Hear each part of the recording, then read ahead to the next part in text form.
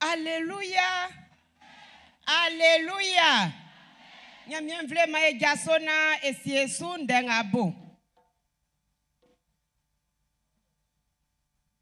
Anangama sieosu misrelembo.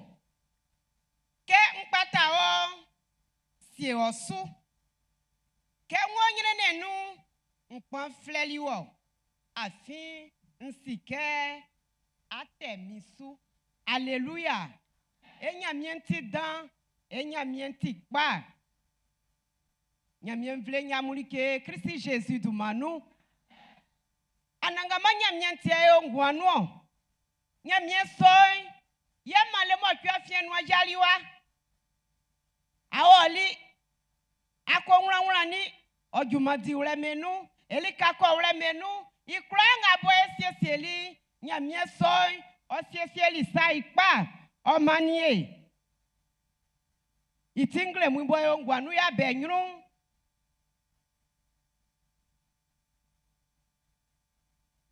Manyamie iklusanye.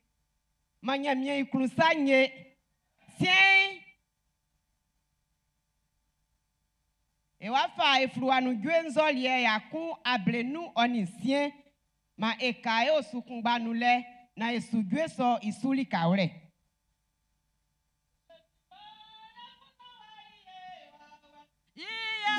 Daba fabia mae, salafi.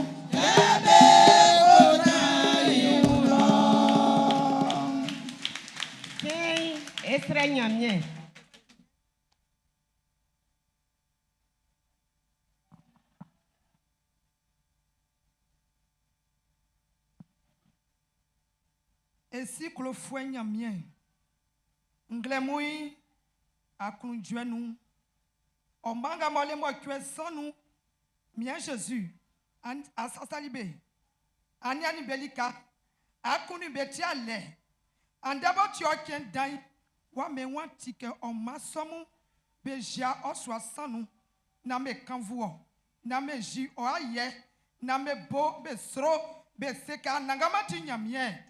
Et là, waseo, et fa quand vous l'en y fa imao. Anangama, blenga tu olie. Ma owa we sign o tinga blen. Ma owa we sign o sieye. Gwebe tola benu. Nyamien srewa nu. Nyamien detile nui. Ma esreka owa we sign o tinga blenga. I kwa Jésus du manu. Anangama kabeba onyrui. Bedia la je. Kabeba onyrui. Be un pajabe. Kabeba onyrui be wa febe vie ombanga ba ndengle mui ba ja oswa stanui bo be bali okan vulain mien Jésus je englobe ngwanu je okrale englobe ngwanu je okrufu englobe ngwanu na kabe fini kanga be numbe fitei ma be nya lalo bedi lalo ngabo be fabe kanvuo ela wase yele kai sika nangama kai esra wai atinya membo atie ye atai sukama ma quand vous l'en yolier a fin blenga ti yolier ye o wa westan o si blenga Jésus Christ o du manu Israelio amen Alléluia c'est ma bonde e yinya mien yeye nya mien ngabo kloe nya mien ngabo sasae nya mien sobo yo kontinde nya yuwa fan kla nga etibe sanga nya mien ni ye onu oni fata ka se nakungba ya ifa e manya mien dans sonio yo ni ango une kwe na yelike fasura le mfame englembwi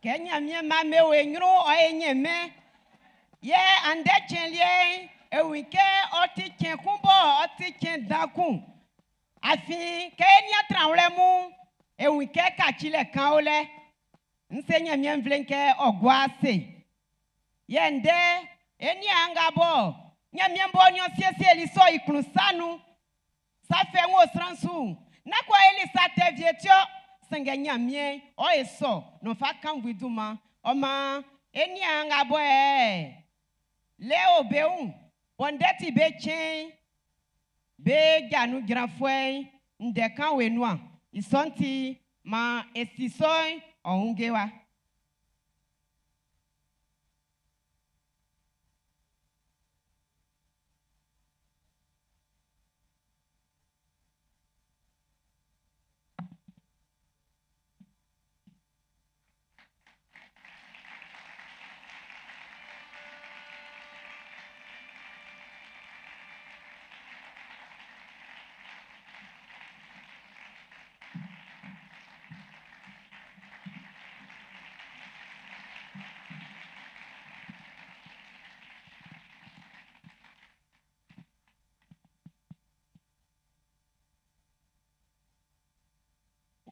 Honorable autorité ecclésiastique, honorable autorité ecclésiastique, chers membres du conseil paroissial et du bureau exécutif, chers peuples de Dieu, en vos rangs, grades et qualités, Yamien, il souffre de d'abord palbé, mon fabessier, il tranle Clément, il nous, on y a sonné, il nous va tout faire mon Yamien vlé, am klakla, à Nyamba n'a pas maniamon. comme il est de coutume ici à Port-Bredeux. Quand d'abord, il faut y aller, Chaque deuxième dimanche du mois d'octobre, nous célébrons la journée nationale de l'OPH. Qu'est-ce que, après le klakla, en gros, on a eu le octobre, il m'a dit qu'il y a un sou et dit, des différents béquins. Il convient de rappeler que cette journée est célébrée dans toutes les églises SEMA de Côte d'Ivoire. Ils sont qu'il y a un vrai noir, c'est man, clac, mais dis ça qu'un. C'est l'occasion tout trouvée pour avoir une pensée particulière à l'endroit de nos sœurs et frères en situation de handicap. Iso ken isi ngumi kwa kwe fabu eni amangabo de ubemu beun akuna. Nous voulons, à cet effet, dire un grand merci au révérend Dr Noël Nguessan, président de l'église SEMA de Côte d'Ivoire, pour toutes ses actions en faveur de l'OPH. Oma sa de sobo ason se manyonti eyo e baba Dr Nguessan yao Dr Nguessan Noël boti e asonu itikle imo eyo ikla.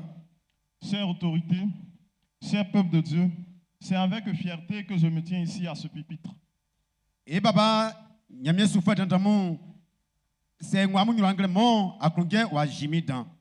En effet, l'OPH de Port-Boué 2 est reconnu membre du serment constitué par la paroisse de Port-Boué 2. Et on a OPH ngai kende oti Port-Boué 2 asonu ngawe isama sama ngabe be wasonu nu inu kun. À ce titre, l'œuvre de l'OPH est suivie et soutenue par ses autorités et le peuple de Dieu. Ya on ka nyamie yi duma di fa danda ngabo beti e baba ma beti Yesu kle bobe wasonu nu be nyamie vle be boyekun on be soin akpaso so ebo asoin ebo dan. Ainsi, l'OPH assure, au nom de l'Église, l'encadrement des personnes en situation de handicap à travers les activités qu'elle mène au cours de l'année. Isanti e akpaso e kwanian ben amo deu beun belika wawenwo unenu amu fanganu. Grâce au soutien de l'Église, notre section locale s'est distinguée par une participation massive au camp national organisé à Toumoudi avec 20 membres. On y est bon en sointi afin que j'allais à Nyakon Tomidilo. Que j'allais et à Passoir Naboy ou afin et quoi les pangban. Notre section a participé également aux différentes chambres hautes organisées par la région Abidjan 2 dans les autres sections et on a accueilli une ici à Port-Boué 2 le 11 mai 2025. Et on a un yangamoy jabé. Bah écoute, c'est un américain à son et Abidjan 2 afin que am fanganu ma ekwa ekobie OPH okoiso anyame kokra bebo ye mais e ajali kun afin anglo aussi no you know reflei mais anglo nous. Nos activités de sensibilisation et d'évangélisation ont permis d'accueillir 4 nouveaux membres en situation de handicap. Et gars singabo e bo inu enyani dedi fwe non il faut bien faire Jésus-Christ. De plus, de nouvelles personnes venant de l'école du dimanche et du peuple de Dieu ont fait l'intégration. Ya o kanya mi vlemie bon oni bakanga me ason ngabe moneken inu fwa mi bon be bali be on kabe on duma dans sorti il fallait bien falloir li non. Nos activités de routine, notamment l'interprétation des cultes, l'organisation des moments de prière et des séances d'exhortation en semaine, ont contribué à la croissance spirituelle de nos membres. Quand après moneken ko ya sabo e ya sonu e kaki bobo nu e va klebe ngamo beti masamu. Ya le motoi nu e kobeun e kanyemende e va klebe e u kabe srele nu ils sont ti be kwanya nyile wawe nu. Sur le plan socio-professionnel, en plus des 3 membres déjà inscrits au cours d'alphabétisation, nous comptons inscrire une nouvelle personne pour la rentrée scolaire à venir. Ya fenga o e o kabe ngamo de u beun be nu nsan boba o ma sukru e klebe duma e asonu nuwa be soin kangare be soin frua klele ya kun le kusuma de u afenga o be sukru ngabo be malu e wa eko kleduma am fanganu. Nous soulignons que c'est l'Église qui prend en charge tous les frais. Ya igna su e kankle ya mi envle ke asonu bien ngoti sukru local e kwakman iduma kle wa ikwa so asonu ne o jikwa. Elle se montre d'ailleurs très attentive à toutes les actions en faveur de l'OPH. Asonu na le o boyanse o niai o kewanse o nia gaganga gabe me kwakwa bisu. Au nom de tous ces acquis, qui ne seraient pas possibles sans la grâce de Dieu, l'OPH voudrait témoigner sa reconnaissance en faisant un don symbolique de la somme de 100 000 francs pour l'achat d'1 tonne de ciment dans le cadre des projets initiés par le surintendant. O makaye on demande dans sobo nyamie klisi OPH no bodi ils sont eda nyamie asenglement oni statistique korokon yabo e fato la so tonukun e façon nyamie djuma ibo asono noa. L'OPH voudrait également témoigner sa reconnaissance au surintendant Kra Daniel, au pasteur Toto Émile, à la pasteur Kwame Félicia, au bureau exécutif, au conseil paroissial et à toute l'Église pour l'approche inclusive et l'esprit de solidarité. Oma OPH wan oi e baba Kra Daniel boti asone iti clé oni e baba Toto Emile oni e pasteur Félicia oni asone vle me kwa amu mo e amu kla afi afa e fa loi amu nu ke e kwa e di nyame jumeli kalwe ame bwa ke eti de difwe fa e mien e fa damonse. Pour finir, nous vous réservons de belles surprises. Je vous remercie. Bonne suite de culte. Les gens à son jouer et agir ça, papa, mais gros. Même au cas, je suis de nous.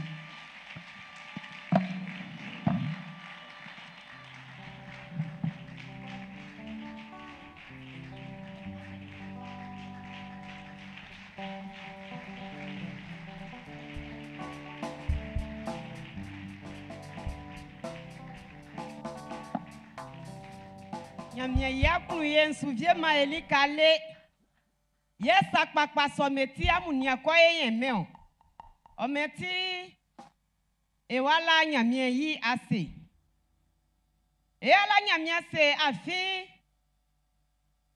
Oni wa fankula nga bo emvle ngonu. Oni wa fankula nga eti. Nyamye nya ya chimae. Nyamye sonte kan etinde. Nyamye sonte sasai. A konti ase. Ya la nyamye danso yase. Oni kranga bo elimani wo. Le mo kwa fien umwanu. Ongwanu. O aulolo. O jumandi ulelo. O mamelika. O krani anga sibe. Nyamye sasali benti. Ma ila nyamye yase.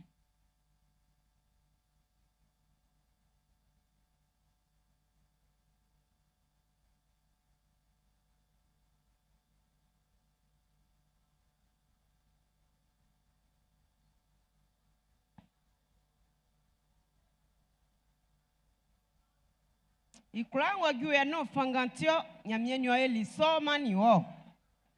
Iwa fankula sonu ma esike kanzu nyamye oniye onu. Blem kura ekekle. Sange nyamye nkpochi ma o. Akura totu kwache bobo. Nyamye nyo klisu ya tranjwegwe le nu. Ma se nanka nyamye danso ikungba ili enu. Ela nyamye yase ekun. Afien weekend chen yoti eni anga bo be dile be chen oni be afe sonu be kwaki manyamie sange be pundeke be di nyamie jumanvie nanga boti kasie mo nyamie mbwe klosra ingwansu be li entranu vie isonti ala nyamie yase oni masomu akunda kpanga bo be fai ma ela nyamie yase eni asometi.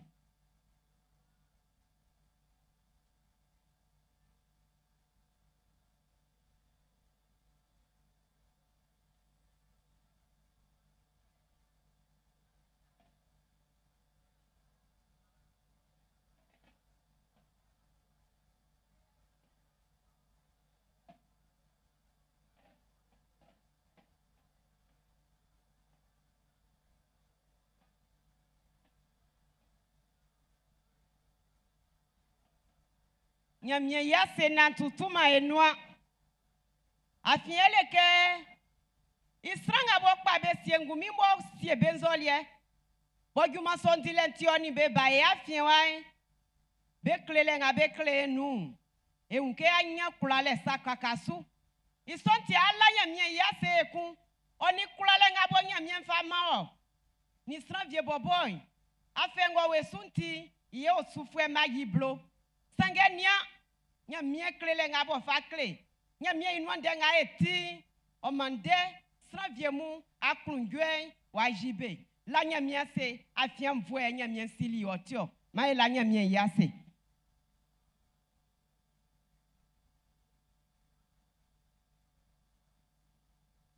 sura len wesu afinya mie sra papa ngoni bebla emu na wre se anwanya miende iwre esu nwari ka kun abo e ko unya miende so iwre ekun afinya miensie wanvoe kwa konsiesie sakpa kwa somu ofamae manya mie ikrusa nywe afien watiti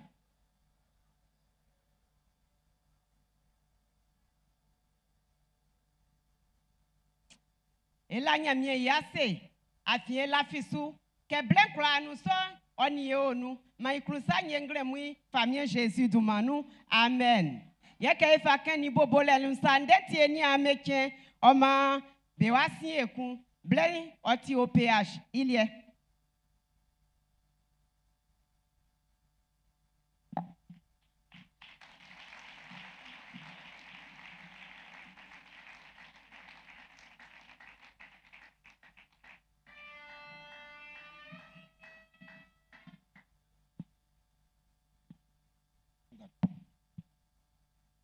Amen. Et dans merci famille Jésus de Maïnou. Mais flemi quoi que Georges, on commence. Il y a bien de floua avec les Bibles. Oti floua ou pas les blouni à blusien on est ancien et ma bobobé et y a mansou. Wakun floua qu'on on est indétringo nous inno. Mais ici sous blé tranco famille Jésus de Maïnou. Bobole. Oti netre à blenou. Tous les tinetre à blana sans yole tinetre à blanc on est un so kale tinetre à blasan on est un sien mla tinetre à blasan on est non Josué à blanc on est non jole difamon à blanc on est con Riti floa non Samuel Cricri à blasan on est con Samuel Nyonso à blanc on est non Jole di fois famille Cricri anti netre à blanc on est non famille Nyonsu à blanc on est non Benyolie Cricri à blanc on est onglan Benyolie Nyonsu à blasan on est ancien Esdras blue Némi blue Nissan Esther blue Jobu à blana on est non Jemu Yakon à blenou yandra à blasan on est con à con en fois mefloa ordinaire blue on est non ngojue fefe motue Esaïe à blessien on est sien Jérémie à blenou on est non gloire gale nous Ézéchiel à blana on est motue Daniel blue on est non Osée blue on est non Joël un sang Amos un gland Abdias ordinaire kumba Jonas non Miché un so Naum un sang Abakouk un sang Sophonie un sang Agé non Zacharie blue on est non Malachi non annoncé ou fleur Matthieu ordinaire à blanc on est mortuaire Marquis bluni ancien Lucky à blanc on est non Jean à blanc on est con Sangabé à blanc on est mortuaire Romain Rome Fouemon blue on est ancien Corinthe Fouemon Clicli blue on est ancien Corinthe Fouemon Nyonsu blue on est un sang Galate Fouemon ancien Ephésie Fouemon ancien Philippe Fouemon ordinaire non Colosse Fouemon naïkon Thessalonique Fouemon Clicli nous Thessalonique Fouemon Nyonsu un sang Timothée Clicli ancien Timothée Nyonsu non Titi un sang Philémon con Hébreu blue on est un sang Zaki non Pierre Konsou ordinaire non Pierre Nyonsu un sang Jean Cricri non Jean Nyonsu con Jean Nsansu con Judy con Sangloïle ordinaire à blanc on ignon yoti floa ikassien non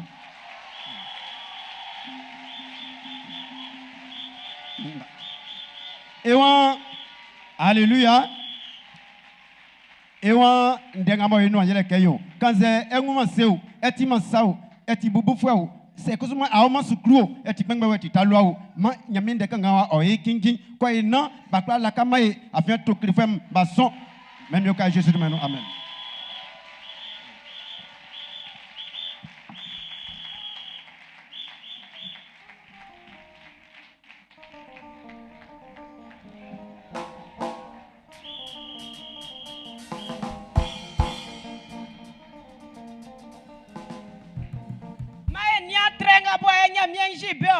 Moi, dis-moi, pour Dieu, ma bonne d'ailleurs, maman, nyamien.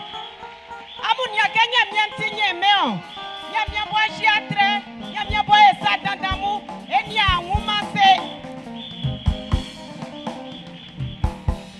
Anangama, souyaki, moi, c'est là, lélé. Sradio, allez, ima, sanga lave, c'est bakung, ba sorti, nous.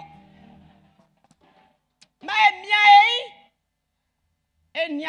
il y a un sou.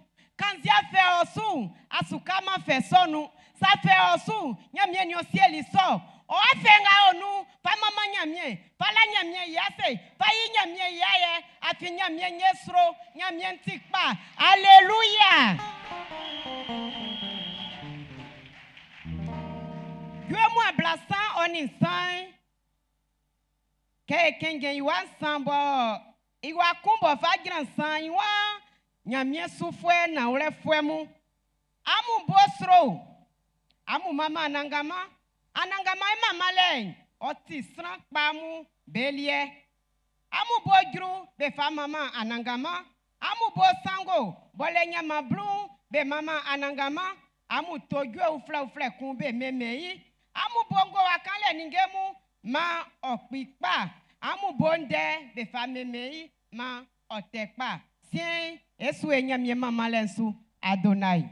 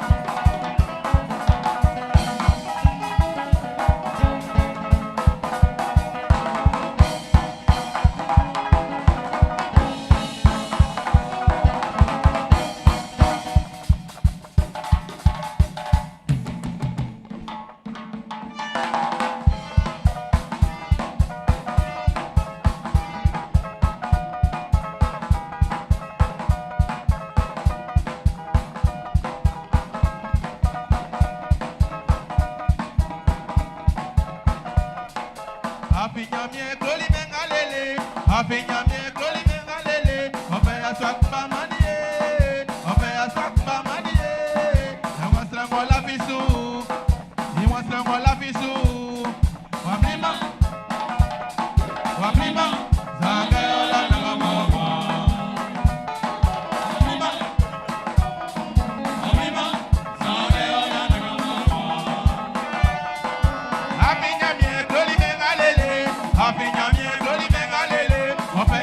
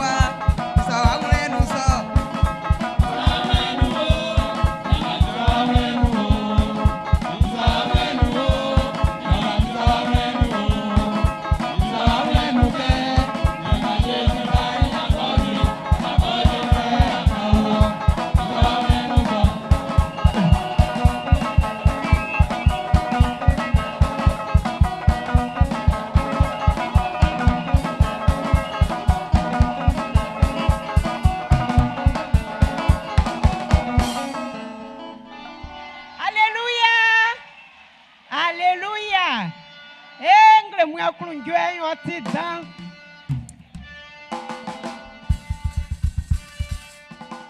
Nyamia isa papa ngo ebe ma e. C'est aleme ase asie unye. Na ule oni so fatama. Manyamia isura le ni etrangle mwi Jésus du manu. Ete su e blembe su. Oma isi na ya su jajale nga su. Ande mone wike. Kele nga ewa yi wa fa. E ayi kele nga bo ejititi e manyamia. Beku. Akpa swanga bo beti juma yi bo swale asonua e classé OPH bobo e classé afet masi école de dimanche be akpa swa somu ke ible wa jubo e wa isokele ya swamu be wa ibelie ke si medie belie yi e mamimu e suisu ke mo mesi mo flani talwamu be kusu be suisu alléluia ma esiesie na ejikele so e façon akpaso akungu somu bebo sien nsre nyamyem vlenke ojaso ye ekanga ndenga ilika ure Daniel ndetre nglan iwan san otikle wake mpeli minyi anangama nyamye iunlo nsreli tatrantan pa ye mfefeli iun nchilinglemu nglali bagetrale ye mpali nzwe ngwali mitinsu alléluia ndengo tikle wa enti ekusu ewa miaye ewa srele nyonga mama ma miaye afie nyamie oni ayaki ma nyamie soi oni onu ma la fisu ke ikranga boy ma enesu boy ka ikle nyamie nti esrewa iti eyin wa ko eni anga boy bedile Bosange oni klasonu be fabe ngwa manyamie ebu malike so ilike dan la sange wike blenga nu akpaswa somu be sunyi wa wenu akpaswa somu be nyamie isule osuko enyru esreke manyamie suan bebo owra be fanga manyile nga be sunyi wa wenu iya jale nga ba tuye manyile soy owo enyru ble oni don klasu monensu nasre pasoni asobo leweun paswenbo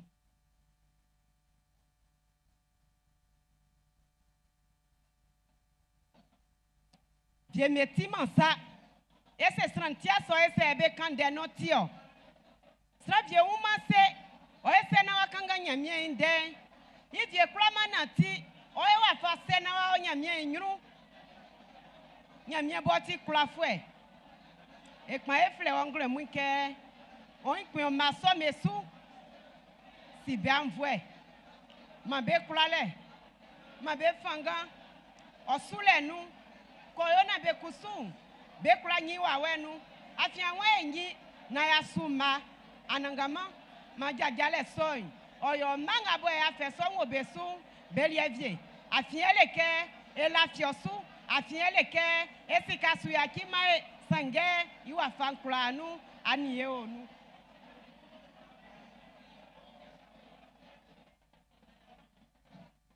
etesre yengalia ewasre nyamienke nyamia boti klafwe nyamia bosi elike nklakla moso esra ye odi aklunjwe sranga boko kpabe na sonu po obwedewa be kokla ko soju makpanga bo na juma sonwa awenyru manyamien kanwremu nyamien kan sramu kan zi sram bobo olele nzu estilo kan zi sram bobo me ya avielie lo nyamien kanbe na be wa soju masombo kwa na eni asome kusu be juma kusu okwenyru na be nyamien sule wa ipanti ma esre nyamien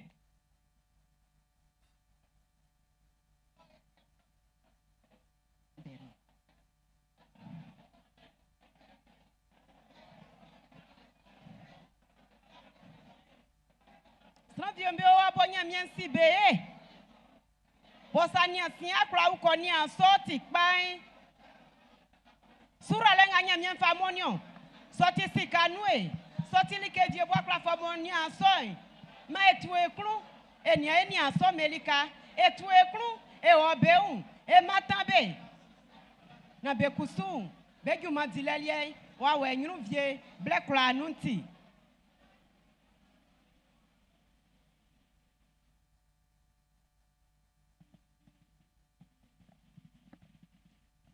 Sie timi fue Nglolo oni asie yin be yi fue Ati alie ngumi Osran kulolen sa yin oviema Oule titi Baba iwo sukungbanu yenga ba jinglo Ilika ande bo inte yen Eni amanga bo bedili le Bo onyamien asisiri son Baba, on est sonné par Fabeyi à trait.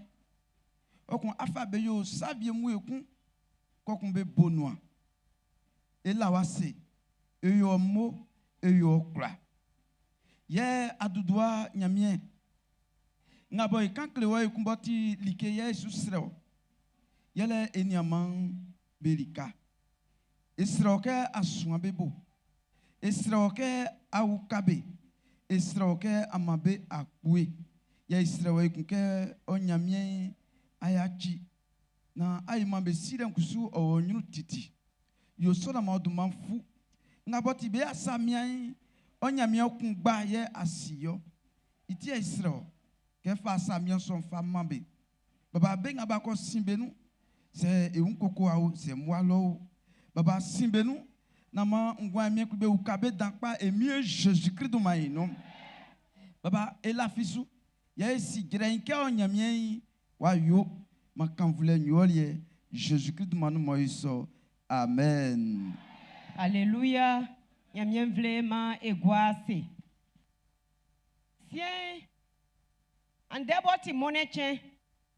Eni avia fini kasusi. Anze kusube kani nyamien de atili.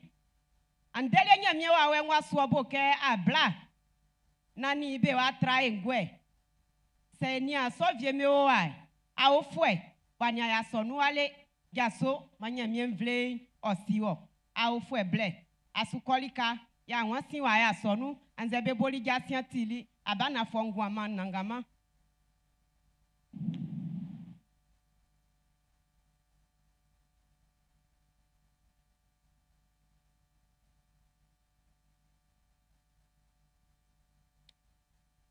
Alléluia. Yo, esre, eni asomu ke begwa ase. Ible wa jumo. Be wa famu bekle. Ye nyamien vle oso amunu. Alléluia. Sien, e wa fle eni bien. Ba Jérôme. Wande mone, e mo kwe jasin wesanu, mo amae jasin somu.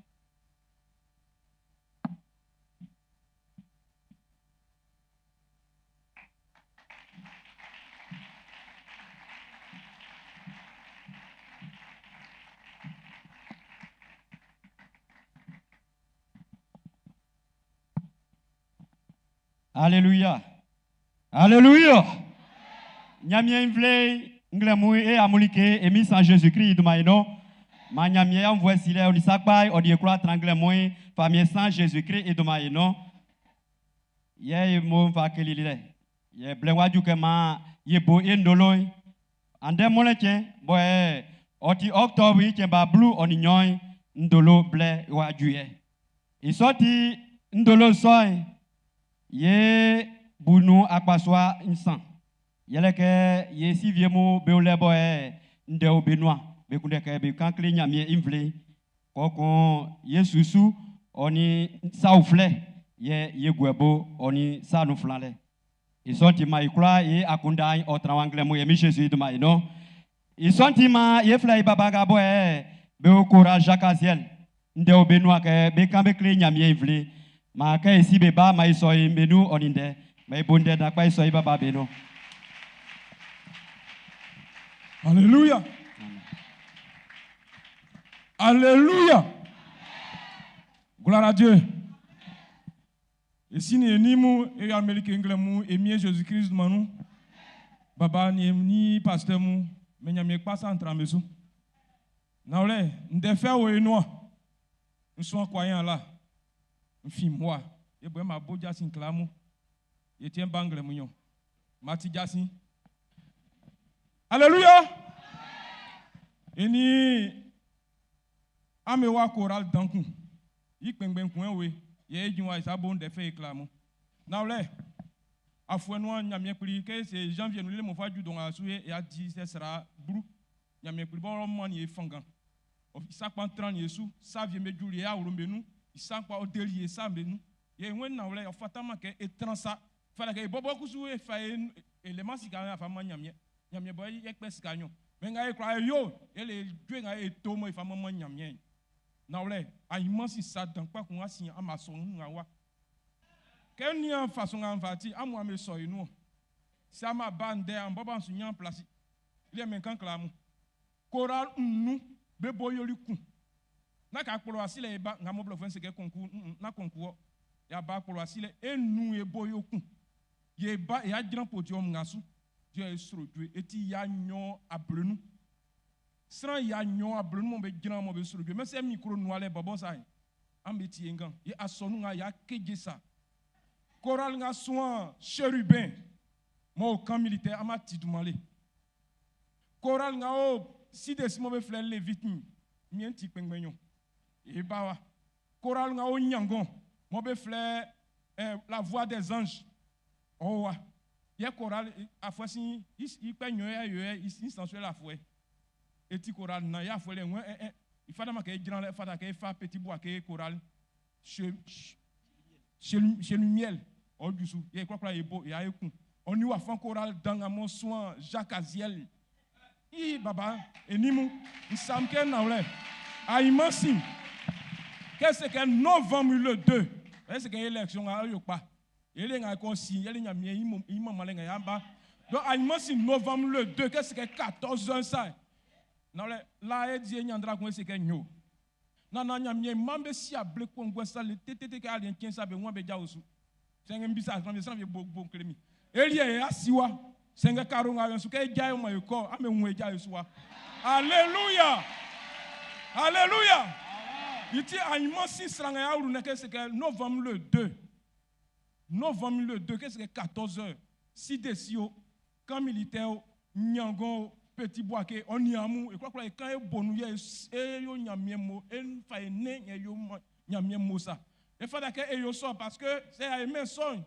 Nyamien bon c'est le que on faye boemuni wa kamu be sur Dieu meme et c'est bon moi si eti wan et humain donc ti aymansi en face ya me kaembe nous que novembre le 2 na wle encore ndé aymansi en bas wa fanga ya kaki parce que sera ya nyon ablenu vila me une télévision be nous américain be nous télévision américain moi be son et bon et wa fale et moi yo sonna Pas ni imamu si des imamu et quoi et quand est bon ne maman nyamien il tient et yo sonyo ne tia imansi anyaki amo un soyo no ke fe lo e bai ame mai place kana e granle e sumu nyamien. Alléluia. Alléluia. Et quoi qu'on t'a mesu. Amen. Alléluia. C'est attention nyalié daimbo bonde dakwa kan vous nyamien afie nyamien o ngwanu Yenyamien oisakura inuaso. Alléluia. Yesu ye lemokuen jasi isu. Akwa swanga boy onia ye cellule be kura beti ewe ma inuato nyamien invle. Ye be kura boy beti cellule be su pengben ke ai masifu echen. Boy ti angluga onwe chen ba blue onimokuen ye le jasi bolet da kwakuwa. Isonti ma cellule fuem be su pengben be kura ma c'est celui wa nyama srao sransan ma betre iso jasi bolet dalie ibo ye ya asodwa ngremo do mo twesu kokon ke sre nyamien ye kula yesu eusu ye ko ananire ye ko bo jasi iso ntima ye kula etra jasi so ibo ngalie oti ye mamimu belika yele ke ye baba ga boy be di do troy be wen ay masi monechen be ni o no ye nzutia mai baba meba beba ye mamimu belika ye ke blevio ojui ye momesu savie bo le bo klebe ngwanyale ye ke kanite ngabo ye mamimu ngabo o be mflenu anze o klebe yale baule itunuti ma yemo so be kura kura betre ibo ke ko ina se iso afeli osui bad ma ba bunu ndenu na iso kanitelie wa imana ba kwe onfle anzo afa savie ku wa susile wa faju vienti iso nti ma yema mi be kura ka bo beti blai oni fada ke be klebe duma ye duma klele oti kudo kunyo pona bla ye ke klesoy ke baba dotro me bai benia yema mi be kura iso nti ma ikura ye trembo ye ngalie oti akpaswa ga bo be ongwalo bo be klelike école de dimanche be we ma enu ato nyamie invle kokun ma nu ato asoy sie oni niemberie oti kinji yere ke afwe uruwai ble waju o fata ke bamu kan be uru eku ye ba kan ga bo be uru isoy be ga bo be le afwe nsan lele ga bo faju afwe oblu ni mo twe ye iso sukulu ye oti belio iso ntima be kan be serike be kula ga bo be ulibe 2007 lele nga mo faju 2023 iso balie be kula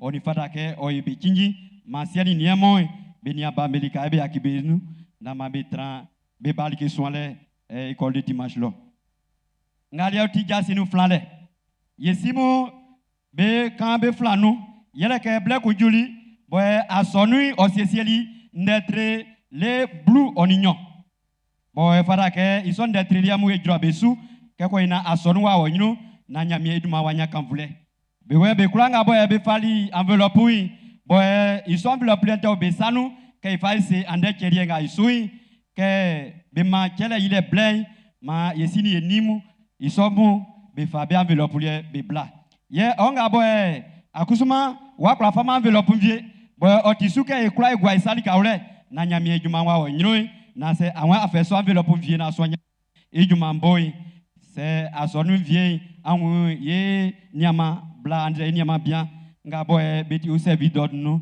na be fait so enveloppe be mai ye bo soale ye ti nyamie vle ke ko ina ba o mai boy ke sa be ju esui ye so e viengu bo sa te o sa pa o fara ke so e mbo isonti ye baba nga boy oni e bo soale su boblo fo infle social e we eno to nyamie vle ke anglo ga yo nuen ko bolibo le clicli boy fa juande moleche boy oti ikemba blue oni nyoy kale nga moy krisi fueku asonunga nuwa ofara ke otani iso kale onumale sakebe kle libe seri suke anglo ga bobe selim se kale vie okali esoi se asonu vie mai drablele yeko ye baba oni mami nga boy be disu juma bobe asie unloy na makale nga moni fada ke yetwa na nyamie iduma onya kanvule sie oni niemo nglemoi ndoloi yata bonye manyamie ya mvwe oni sakpa oni ekura 30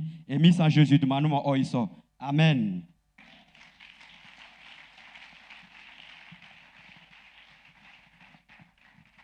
Ete sou eble isu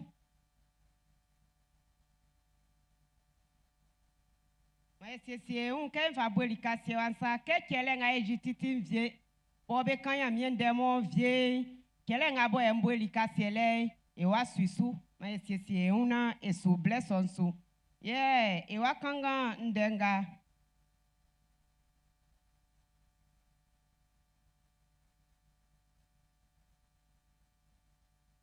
benyo lien d'être à blani un grand.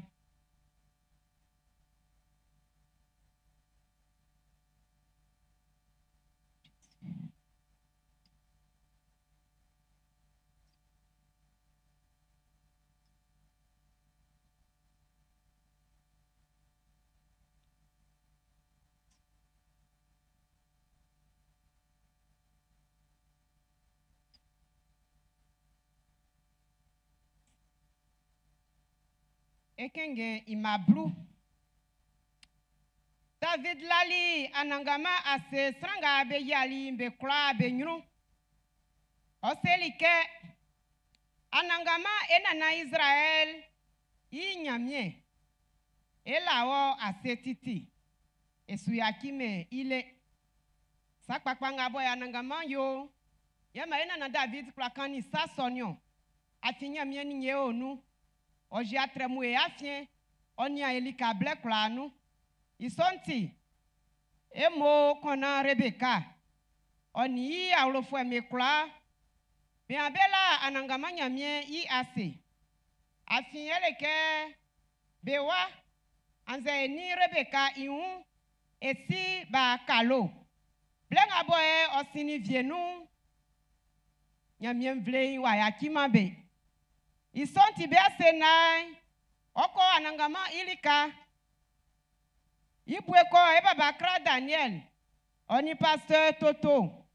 Oni eni anze esi ngabo besoin pasteur Mebo Yumandile nou. Ye po bwe de asonu vle ou moins bela be ase. Afinyele keke sa songyuli na ule besoin ni bebo iwa fan kla nou. Isonti yi nyamie yi esile nou ofe statistika kotokunu ofasi nyamie iunye.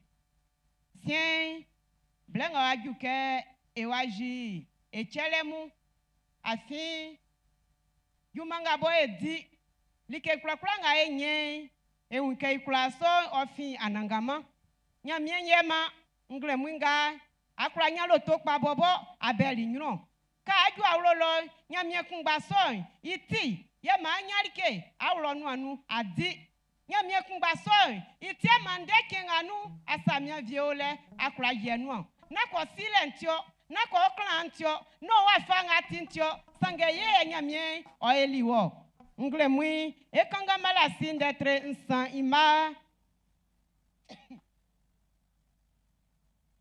ima blue iwa amuningenga amunye ingoti iblusu sakpa amufabe go amufabe ko gweyi miswanu lo nama alietulo mlomlo amusami sobe nya sema tikema nyamiesulo amnwai mama amu na mama amu ninge kpakpa lelewa boboma amu suke namio Alléluia. Eni anga beti a ofwe. Gbogbo nga bo eni ablamu bele nu oti echele nga ejititi igwa ure. Ye nga bo eni aya swankusube ginesi yoti blusu nga bo ejema anangamanyo. Isonti lemo kwa fienu nga siesi eliboti olie fa na jaso elanya miase kokun esu echele mesu ma ejaso.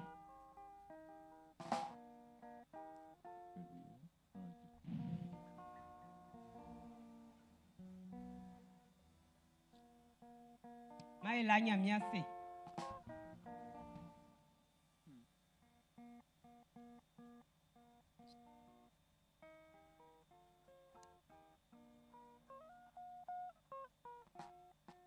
Manya mia ikrusanye egwase service dog.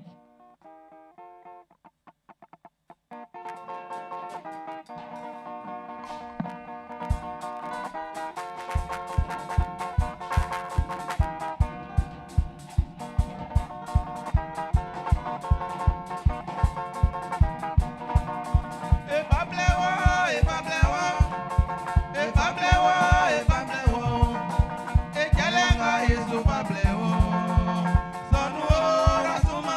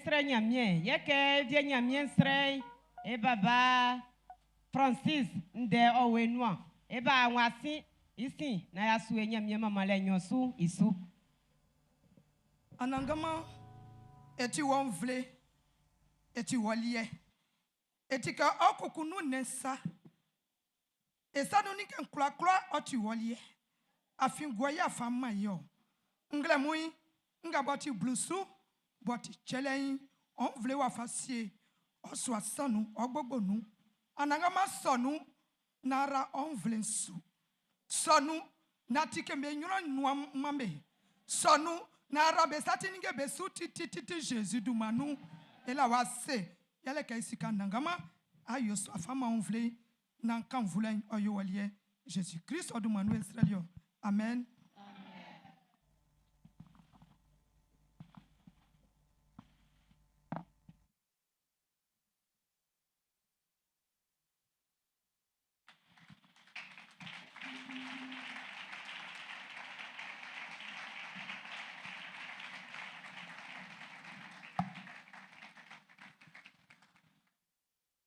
Alléluia. Alléluia. Baba ni namu ya mulike mien Jésus-Christ do maino. Ma nyamien ya on sa on ya mutran et mien Jésus-Christ do maino. Est-ce que pas bruit de à son frère me ole. Ma nyamien oramusu. Nyamien wa boy idumai idilembo. Sa mu ke wa munyunu yele ke nde fefe vie me ole bo ekunde ke ekai klamu baba ni namu yele jajale ngabo nyamie ofawle li Isran kra Daniel inu baba ni namu jajale son ke novembre nu ye ya sa son inu yele nyamie wi yesile anze kusu nyamie asena ngabo mfuta ke ela na ma nyamie sike Pobre de à son se ma foi beolé ils sont jajale les kundake fa si amunyino mais ici na ya fa jajale so ya si amunyino tiens ku ehunike e baba nklelike kokun okani de son okun oboli ri en abo fama baba ni namu oti ndekunbo o efe dan anma si e bali bureau e ole kokun ehunke e baba wajiri ke so wa fite sakpa poku wa ma baba oti akunje so ti ma e bonda e mama nyami e mie Jésus Christ do maino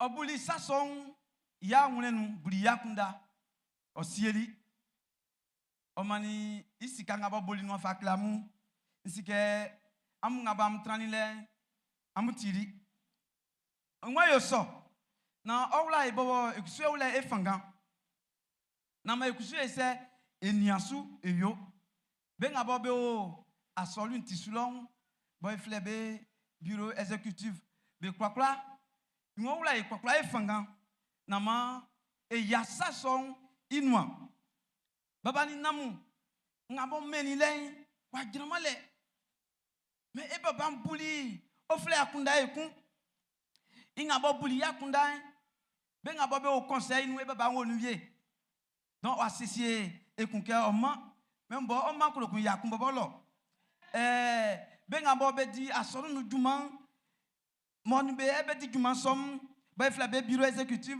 iwan loksu kama o lo ekunti oma ko kun yakun lo benga mo gba flan e baba mu ba fla reke masin e baba som e baba kusu o lo vie loin oma ko kun yakun lo kokun iya wo lo bon osisi ekunke oma ko kun ya nyon baba na ma e bonda e ma nyamie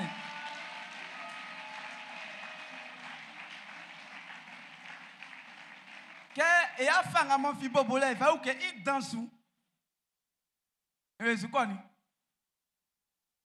ezuko I dandan lo baba ni namu e wunike na David o yiri saso inglo wen itie man e baba ibobo ti asonu ikakalaka ikpen isiefuen ibaba wa duma wa yo donc ngwe yo so na fa wala ifanga wa mindema bless onu que non se blen dunya yo sange osisi elike oyo na blen waju ko wa bobo mais kusu emia yin idumanti jajale ngabo e ya susu e baba ojejeri kula furuasu jajali sieri donc e afa jajale son e fa imamu bale suma be kanwa akpaso am ye beyo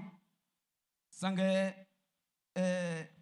e baba o kachiri kan isina e abu sason yakundan mais fa e Corinthe fluan Corinthe foi munyosun d'être ngran iwanso iwama sankun ilikengo bu I akunda ke oman otipai ofama nama oyo ikungbosu ni mialesu afin strango ma nyamie like ikun fuesu ikun jo iwun alléluia et verset ignosu ekun au Deutéronome fluan bo wa wole fle mla flua isolie non wa kan ndekun gbason ekun Deutéronome mla fluan d'être blunicien iwa blue iwa amu kunklo likenga amu mai amu nia yenga anangama amu nyamie yo amu suye amu yo manyamie orasu babali namu kay babayi ojajali osesieli ke ma srankun on fata ke ili kelenga bosunzun ya wunen no ofama yali ke so afanga fama fawle enveloppe Pawle fruwa kunu ya fa afama ili fue na ikiranga blenga mo be novembre sranu ye eme isolenyo ya ti srankun iboti ti awnu ili kelenga bo manion ye inyon sui benga bo beni beba be di juma bo be fle conseil et conseil fuem be kusu be li kelie be gwe be sati di kawle kokun be fabement kokun sai insansui benga boy fle be bureau exécutif be kusubelie be kwa be sali kawla ikun kokun be fabement kokun e babam likenga ngamo e abobo ndenye oye bo e fle be les hommes e baba kakla klamu bo bo ma ba fuen duma sanga kusu asike atika kalaka donc asu baba fuen bali namu bakan bien bo le kwa fle baba fin ba uba ka ko uba kwa be fle baba donc e baba ngamo vraiment betin su boje kangam ben denga ba su ken donc e baba som beli kelenga be waman beni eni amanga bo be wala trale bleu flambom beni be oni OPH e baba ngabo betika kala lom be kwa be kambe bonu ye be mabe likelianion il y a e bobonde que e pasteur oa kan emiende bo vie emiende kan isine ya fite e ya sason inwa ele ke e mable kokun e ba sombe si ke be ko si I ngabo susu ekun yele e mamimu bo e flebe afet masi be kusui be kambe likelie be kusube kambe bonu donc e mami ngabo be o akpaso bien benu ou bien mamusike amti blaba amti mami on fata ke amli kele ngusu anfa mandon ebo yilebo andenga we kokun egba flem oni endalwamu amole yo ekusu esesi eun donc ba flem dalwa ngabo be o flambeau be akpaso alensulon oni OPH be kusu be akpaso alensui e kwa et quand Eric est en et quand est bonuvier donc andei ebo ikwason ibo kokun et même le côté dimanche lo fuam be kusube se besiesie nama bele ngam fata ke be komai kokun be fauma sange ngabo fata ke kana etinyele ke ingam fata ke susundei yele nsanga yele gbaflemu oni blamu oni rekmasi il y a fait fata ke esusu ndenga owen kokun ngaboti ya ulobo likele ngam fata ke mai ma ebu yakunda dongasu et alma si ke etidin de son et julia lo mbisali nse mandam ke nyebo ema fata ke ebu yakunda dongasu donc e yakunda bule donc fata ka nkusu amwe se ambu amle yakunda na ma fa wala ma enveloppe nu siele kokun liye ke chanjui kokun etifaiba kokun e baba ngabo beti solution pengben oni solution ngabo be o quartier be nu am be kusu be bubele nkusu yakunda kokun ke blanjui be fa o mavie kokun ngaboti akpaswa mu baba mu e kra bobo be duma sro nyamie Jacques Aziel on y Adonai on y fille de Sion on y service accueil service d'ordre et AES bon AES bon AES voilà bon amwa ndedandamo donc on y ben abetinge anyam on y ben abobema anoswa ben abobe kachinden on y Eliel Seraja on y affermissement on y alphabétisation on y Peniel et jardin d'Éden kokun commission mariage be quoi son be cambelien be cambe bonu kokun ke chengabo sisi ke emange som kokun isfama baba ni namu ngaboti afotue boti anze fangan boti akwe bo esikpan kuneke omaye yeleke okundeke eyachi na ma emiansran pour ce que non et a pas soigné ma e man ko kun blublu anse e man ko kun ya kungu cheche moi e kan na ma sran kun o tukun ili keli ngabo sesieri ya wunenu bo kundeke ofaman yo ise yo ofaman baba ni nam manyamie oramsu manyamie oyamusaye enyamie ma e kwakwa tuekunu e ma e mien Jésus Christ ma inu mo eso.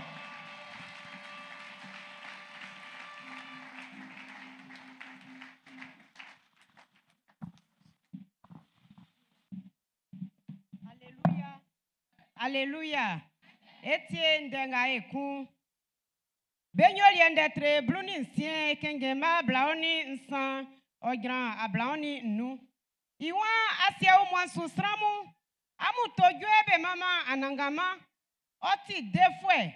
Amu ke jasi fe kenkla. Amu ke ingrumbo lei indesin vlem be kla nu. Amu ke yabonu asamu klesram be kla.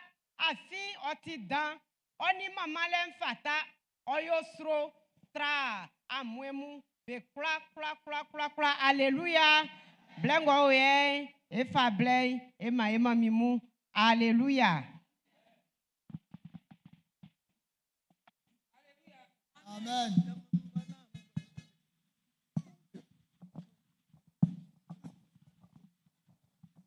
e asu e abie mama le su eku anga jwe nga mo ya to ikra oti ekwakra nga iba mo afe we su ma esi esu na etejwe so say la fie nya miensu enya eti Jésus du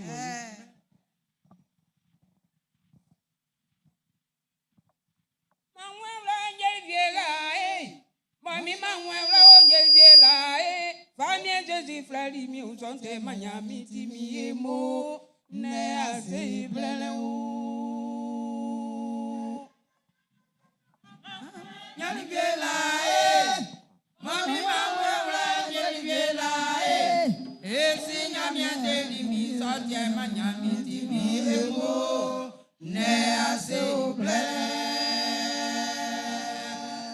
tabo blele wa we jure kwa kwa penyo e akọjwe u fleso j'en être nous imaku afaju imangran j'en être nous o Imakun ofaju imakran u neti sike. J'en ai très nous. Imakun ofaju imakran e. J'en ai très nous. Imakun ofaju imakran u neti sike. Si vous mettez qu'on dure au famille Jésus wali Jérusalem. Si vous mettez qu'on dure au famille Jésus wali Jérusalem. Lo je qu'on la au befraï do ma hébreu do me frère Bethesda. Je sois une là tout bas qui fait bang be walo. Je sois une là tout bas qui fait bang be walo. Jaya fait ou nous, Agnès fait ou nous, Boubou a fait ou bébou. Be wala mineke, Nyamia jubla ke genze. Strango tu ma granze no, wai gwegwe. be wala mineke, Nyamia jubla ke genze. Strango tu ma granze no, wai gwegwe.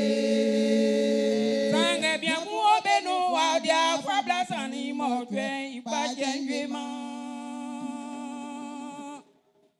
Sange bien ou beno wa dia fabla sani mo twe ipa jengue ma. Jésus aussi que bien son allé wa che.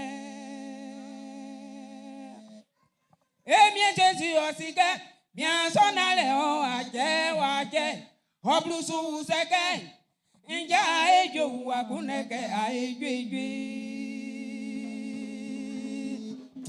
Bien santali suke ne masrana wa famille yizelu. Ni ablenga gro kanjra zenu, san fradu mo jra mi nu sontie nawa. Jésus se dit bien son que ja so fa obenana ti kon. Alléluia, alléluia. Beja osukumbane bien yakala ejwe. Beja osukumbane bien yakala ejwe chrétien mwe bien yakala chengwa u. Iti ama etra ya mwe u. Nya blenga fengwe su sai kankre nyamie kwa yo fama e. Traya o. Nyablenga fengwe susai kankle nyamye kwayo famae. Famille Jésus te wa sono noa. Ni blenga nyene ngo susa kankle nyamie kwa yo fama o. Traya o. Nyablenga fengwe susai kankle nyamye kwayo famae. Modi su mi nyamie mi wa jo mi. Chrétien mu edi aye wa jo yu.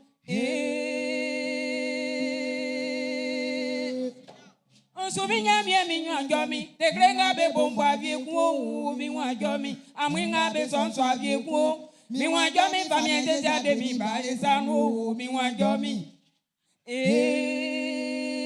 Nyamie wa e. Big boy o. Nyamye wa e. Big boy o. Nyamye wa e. Nyamie wa e. Edia big boy o. Nyamye wa e. Me big boy o. Nyamye wa e. Oh me noa o. Oh me noa lele. Oh me noa o yo. Nyamie asenda go me noa yembale o. Oh minwa o. Oh minwa o. Oh minwa o. Nyame asena o minwa yambale. Asenda go me noa lele. Oh me noa lele o. Oh me noa o yo. Nyamie asenda go me noa yembale. Oh minwa o. Oh minwa o. Oh minwa o. Nyame asena o minwa yambale. Oh minwa tantama. Oh minwa o. Nyamie asena o minwa yambale. Oh minwa o.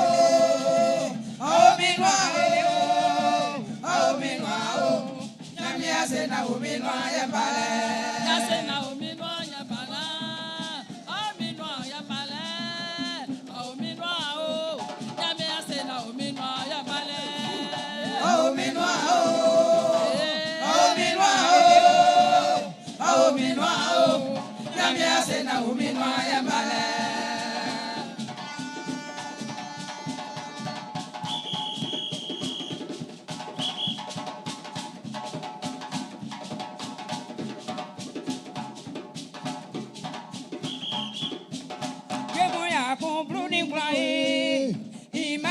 bruni motwe. Nyamia kum bruni kwae. Eshi. Ima bruni motwe. Yemu ya kum bruni kwae. Ima bruni motwe. Yemu ya kum bruni kwae. Ima bruni motwe. Yeti ke mi ma. Mangu blanga be onyeme.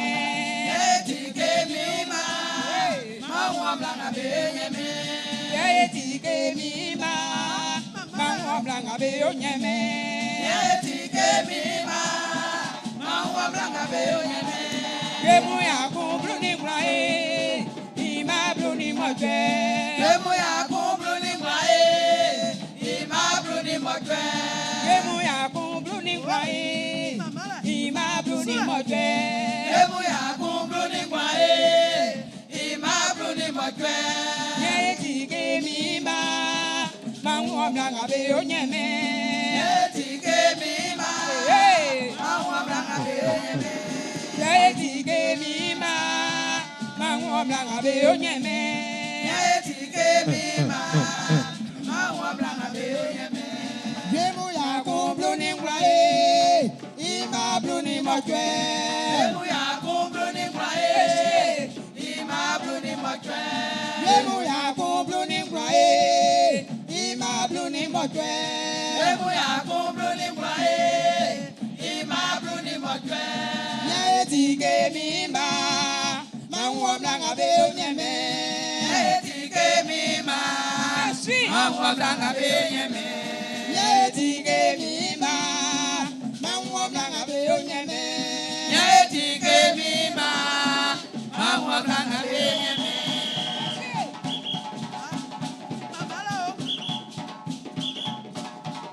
Ukulie. Merci.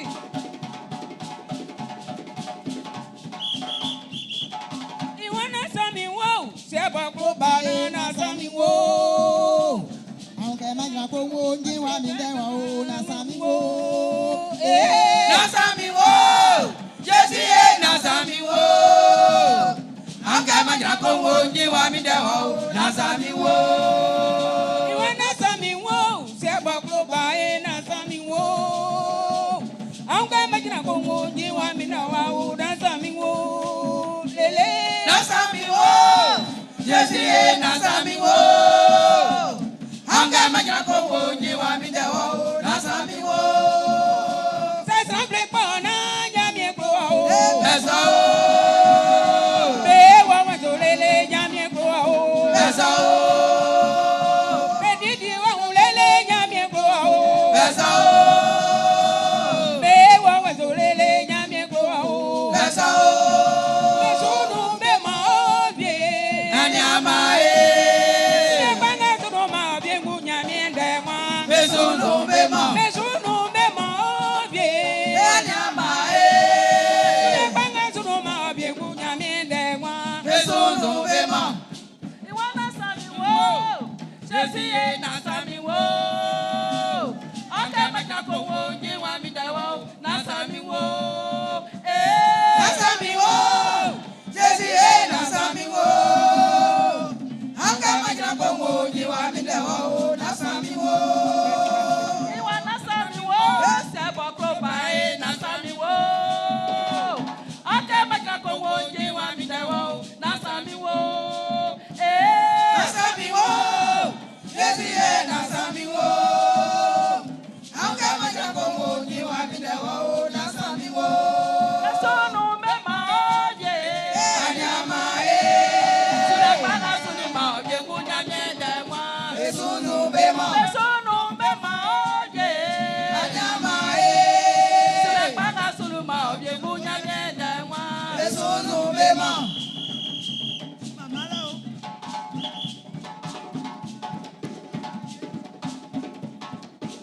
Yo ananga ma nyomo.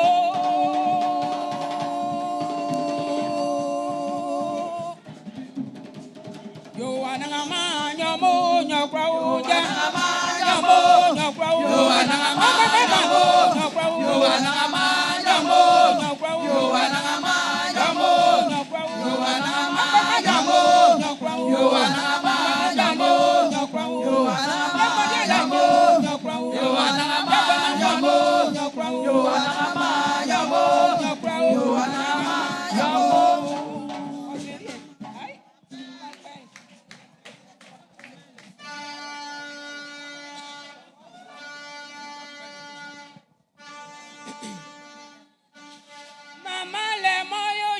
nyamie o. Aye jile o mo nyamie.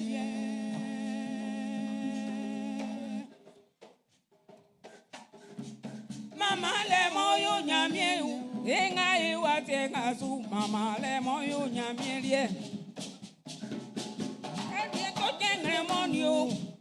Apo be pan mama nyamie. Elika bo kengre mo ni o. Ni ake bo no ne be pan mama nyamie. E bo e ti cross na ni o. E yo fata ke mama nyamie. Eba eti klosranyo nyake e afakake edobi mama nyamyo yo mama le dae mama le uyo mama le oyo nyamie mama le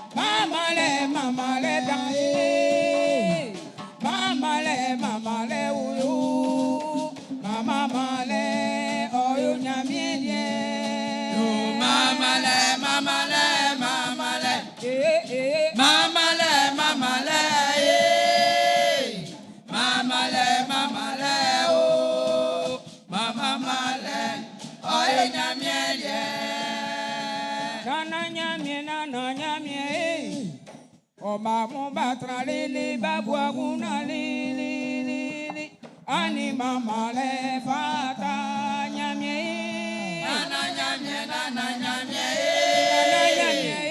batra lele babwa guna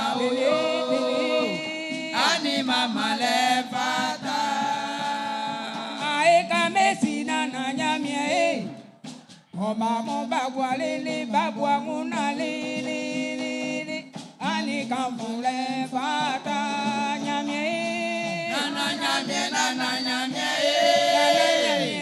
matralele mabwamuda oyo ani mama le fata yo ani mama le fata nyamie ani mama le fata e nyamie ani mama le fata nyamie bakro banyo ani mama le fata nyamie ani mama le fata esi nyamie ani mama le fata nyamie bakro liyo ani mama le fata esi nyamie ani mama le fata nyamie baton liyo ani mama le fata esi nyamie ani mama le fata nyamie bakro banyo ani mama le fata esi nyamie ani mama le fata oni mama le fata nyamie ngabo deli woyi oni mama le fata nyamie ngabo kuoti ale ble kula yi oni mama le fata nyamie ngabo nyaoli kai oni mama le fata nyamie ngabo iti ao jojo le nui oni mama le fata mone su na meme tuaklu meme tuaklu kanwui tuaklu jiaye tuaklu lease afi oni mama le ofata sak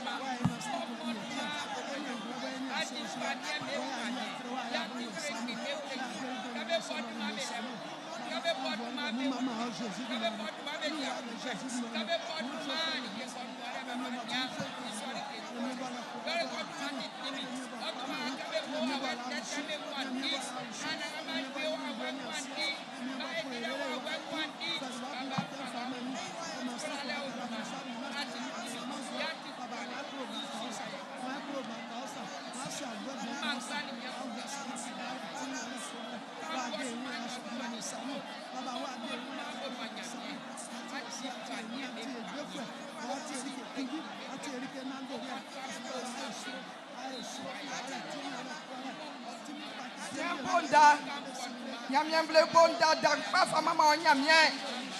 Bonda dang pa fa mama nyamien. Fa jiaye. Fa jiaye. Fa kanvui. Oni mama len fata. Oni asena fata. Oni mo fata. Oni dumanda elen fata. Ela wase. Ati mi fwe. Ma egwasi. Nyamien vle. Nglemo nyamulike. Émis sans Jésus-Christ, il nous. Et sur un tendant, révérend Kra Daniel, on y pasteur Toto, Bembe Yamulike. Bera menua ke, ande ke nous, manyamie surale, on y a un journey à montrer Jésus du Manou. Ande oti kembo oti liangumi, oti mini amamu, mi janwe, OPH, oti beche. Eni anga bobe di le, bobe wak pastor nga we flare. OPH and then Otibechen, Alleluia. Itiama ma ebonda OPH nu. Ma ebonda kawa fanga OPH me fa ebondansa. Alleluia. Manyamien oramusu. OPH manyamien oramusu. Manyamien oswamubo. Manyamien oukamu. Jésus du manu. Amen, amen. Endenge yati o Mark. Mark d'être union, il m'a con, enfin il m'a bleu union. Et then union soit Jean d'être un gloire, il m'a con, enfin il m'a sang. Ça que ya kanga makingumi, ici ma et quoi ma gaso eku. Et fa floua Mark d'être union. Et kengen il m'a con, et fa il m'a bleu union. Que odili le union kuin. Jésus wali Capernaum lo ekun. Srambetili ke o aulolo. Oma be yali le kaka. Lele be soma anwa nu le bobo na seke swalo. O kani nyamien da klelibe. Be fali bubu afwe kun. Bo sran na be sweyi be bleli. Ke sramu beti be klo feme ulu aloyin. Be pali soin ili kanga Jésus olen indeman se namba fa tenga bubu afwe la nui ba gire itoklo sonu ke Jésus unike be la finya mien sui o seli bubu afwe nke miwa sanga yoli nyamien ba aki akeo mlakle fwe viemu betile be seli be klunoke Ngwetie okein delie so osaki nyamien du mo se na nyamien kungba chei moye okra ya ki sran un sake yo be kun Jésus uni be akundan na wa sebeke nzutie ambu akunda kenga sa ke nsebubu wa fwenke on sai ba cheo anze jao fa ote natiko Oniye ikaneti popo trakuon. Sange, nkloke, amusike, mbonka kili sran, nle ati, asien suwa. Nyaki sanga, srambeyo nyamien nchebe.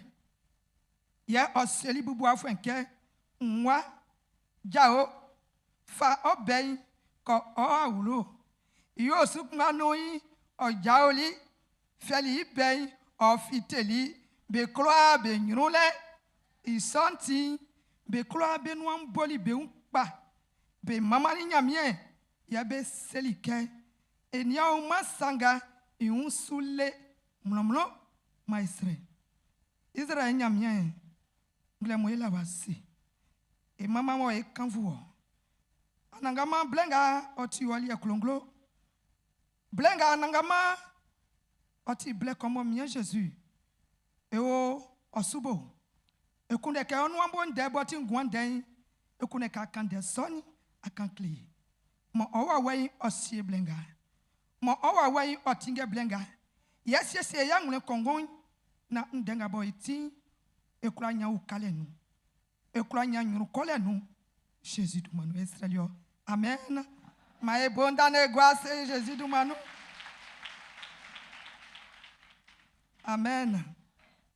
Ande opiasi ken danganui Ndetinga bobe facile yenye. Na itin be usanga nyamien yo. En français, ça donne afin que les œuvres de Dieu soient manifestées en lui. Afin que les œuvres de Dieu soient manifestées en lui. Na itin be usanga nyamien oyo. Keni amien mwanui. Et on keni angabo.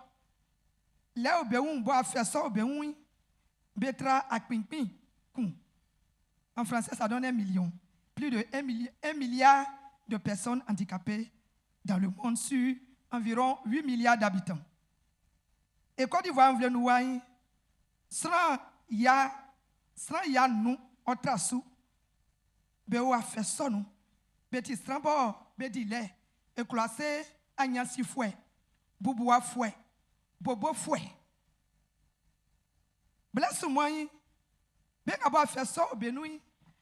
Beti strambo be lanyunu. Be ya lobo bon benui. Beto be blo.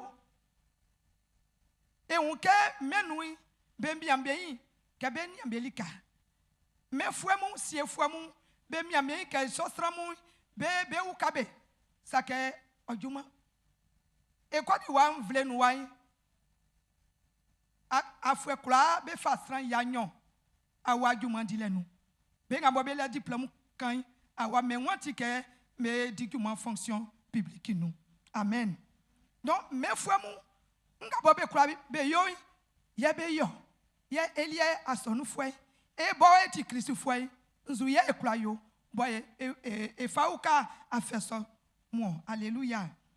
E denga boy kengen kirai makin d'être nyon. Il m'a confort grain, il m'a plus nyon. Nda wan Jésus osuklelike kapel na onulo swakun stramoui kabe tike Jésus wa gloire lo sonui be bali kakapa oma soanjili pie bekun strana be fabe janvwe bubu afwe be fabe janvwe bubu afwe ke be fabe ba Jésus un na Jésus ye gwegwe kabe ju anu anyunule be o keli kanwa jipie anwa unti jiwa na akake swa kluno. Amen. Yabe buli akunda. Me lika ekula isema. Sake kabo ekunda ke me eni amani oyo yogwenti na ma esasi bubuwe. Ya jafwe na soy. Nyame ndanse ke be pali swansu. Tadi que ekula se ke isoble no na ke swa metima kengasa. Meti ebuwe swanu. Koko askalier kan onu. Ye me seni no me wali swan tisunglo ye be pali swanso ye benga mo bubu afo nanui be fali benso be fa me girenli me tokro mo me boli nui me fali bubu afo fa girani nu ke Jésus wuni be sous la filet o seli bubu afo enke o seli beke amu sous la filet danti nyo bubu afo so igwegwe. Amen. Oma Jésus yeli gogyo sakpa. Ye iso oboli be klonga be olei be noa. Ke ikanga denga ye unke. Bubu afwe janvwemu be juli nzuen pakpa nglo. Be juli nzuen pakpa nglo. Iso nzuenlien nkuneke ma e nwule. Bubu afwe janvwe iklikli sui. Yele ke be sous la filet oyoli tant 30 ans. Benyani anwule tant 30 ans. Janvwe na somoui. Be la fili Jésus. Afise be la fima Jésus sui. Be kwa bo akunda ke Jésus croyait bubu afwe igwegwe. Jésus subobe la fin tiema be fali me janvwe be famille wali Jésus ngiron. Alléluia. Sake ngabo oyo klamai. Yele ke kebe gululoy. Bobe wuni ke li kanwaji. Ya sake sakpa et la fisuke Jésus croyait ni aman gwegwe. Sake li kanyawaji ye si ule numale. Donc ma ngale e yakile. Mi asaso. Be sou la filentin be nyani angunda pa. Be sou la filentin be sasi wa bubu mambe. Be sou la filentin be nyani angule. Yembe kundali kanga bobe kosi. Na mi afa meni amai mi afa to Jésus mi afa ba Jésus si be sinile. Amen. Oti sous la filet dans pas ya be jilinglo. Isa nyonsunga ba e wan ifa si esu ekunyele ke. Be sous la filet soy inglo fiteli we. Oma imanunu makin d'être nyo imanu. Jésus selike. Muni kebe la finya miensu. Be sous la filet wa fiama. Be sous la filet in fiteli we. Jésus muni. A galenga bobe tuli l'élément anya sifwa bubu afwai auto Jésus muni ke oti sous la filet. Mwa muni am sous la filet. Sous la filet on sou Jésus girali ye oyoli bubu afwai igwegwo. Nzwe nyonga ma nzwe nyonsunga ba bubu afwai njamfwa me jili ngloyi. Yele klole. Baba ni mamimu klole dan. Yasran nanson beli jili inglo. Klole dan jabe jili inglo. Bia buba be bobo be akunda. Ikpa unsami uke be bobo me lama be asami ali. Afrika me wali Jésus un e anwe ka be se ka Jésus. Eni e asami ali enye ekune ka yenga mai. Ekune ka ayenga mai cheche. Inga boti be kingi yela meni amai isu afe. Inga boti be kingi yela meni amai igwegwele. Inga boti be kingi yela meni amai iukale. Alléluia. Oti kolole dan pa bo janvwe soy be jilinglo. Be ukali be ni amai be swani bo be kundeli ikpayole yati. Amen. Kay kan galasi fuemu d'être ancien imanyon parce que c'est amuni akun bo itronsuti anwuke. Samu amuni akun itronsuese osuti bo wa fenui anwuke. Se anyo isoyi amwa vie Christi mlan isufa. Amen. Se weti Christi fwe na ke ni asufei oya ilike fi e un kan keke mae ana uleti pa esu di ma Christi mlansu. Amen. Sa keke eni amamu be so fei otoe bo kan e o kleke. Christi ikolele bo kloe esu ji inglo. Amen. Janvwe san benyani kekle girale. Benyani kekle girale. Ils ont été persévérants. Amen. Affirmé on que tale ko benyuru. Tale nyele sramu. Il y avait l'obstacle. Ça que tale son wa bubuma be sasi. Tale son wa giramambe. A jale ngabo me anglo suzuka be fay. Me miani mei be girani kekle. Lile be toli Jésus. Alléluia. Baba ni mamimu ani anklo fwe pamo. Kenyan zuen pak pangabo. Bubu afwe inyanvwe nan beji lungloyi. Afof toi oni. Anzengula le oni. Ya ekusuma ekula nyenu vio. Iklikisru ma esike. Ewa fa kloa nga ewo nui. Jésus okloyi. Kanza edile. Kanza eti anyasi fwe. Eti bobo fwe. Eti bubuwa fwe. Eti sutre fwe. Afe wa fa kulanga we sui maisike Jésus oklui. Kenye imanu nu makin d'être nyon. Imanu. Jésus seli bubu wa fwenke oflel ke miwa. Iwe miwa. Ke fle miwa yi. Ese okleke otibakan. Oklake otibakan.